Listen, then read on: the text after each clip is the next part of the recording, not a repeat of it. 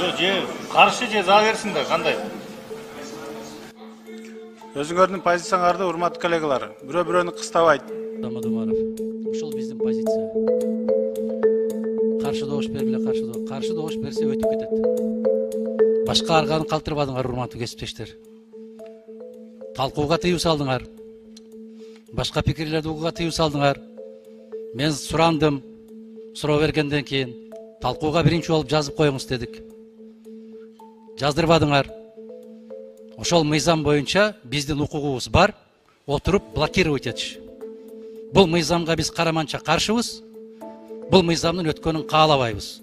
Ачыктан ачык ушуну жарыялайбыз. Ушинтип тура беребиз. Каалайсыздарбы, регламентти өзгөртүңүздөр. Анда тыныгуу жарыялайбыз. Танапис. Фракциялардын лидерлери келиңиздер. Кеңеш болалы. Жалгыз чечкенде болбойлу. Бул регламент бардыгыбыз кабыл алганбыз. Ошондуктан юрист дагы өзүнүн түшүндүрмөсүн берип койсун. Конституциянын 86 беренесинин 4-бөлүгүн коюп, бул мыйзамды өттү деп эсептесек болот. Макул. 59 каршы 9. Бары 68, катталды 74. Мыйзам долбоору кабыл алынды.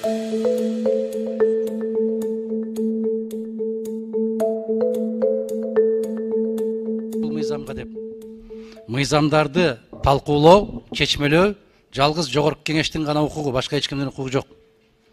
Конституцияны чечмелөө, конституциялык соттун укугу жападан жалгыз конституциялык соттун ага жогорку кеңештин дагы, өкмөттүн дагы, президенттин дагы, жогорку соттун дагы укугу жок ага.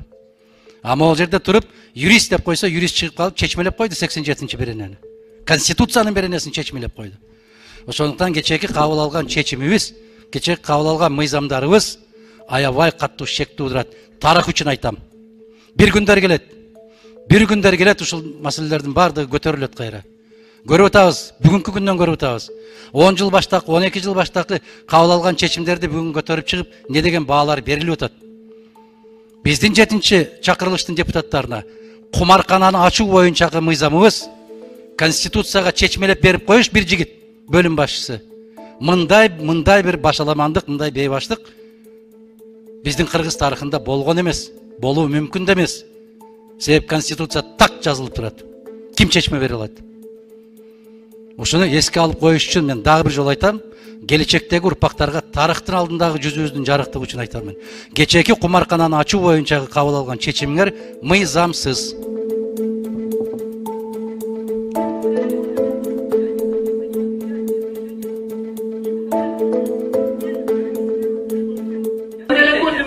Я не хочу принимать участие в решении этого вопроса. Не участвуйте, но вы в зале зарегистрируйте, что вы...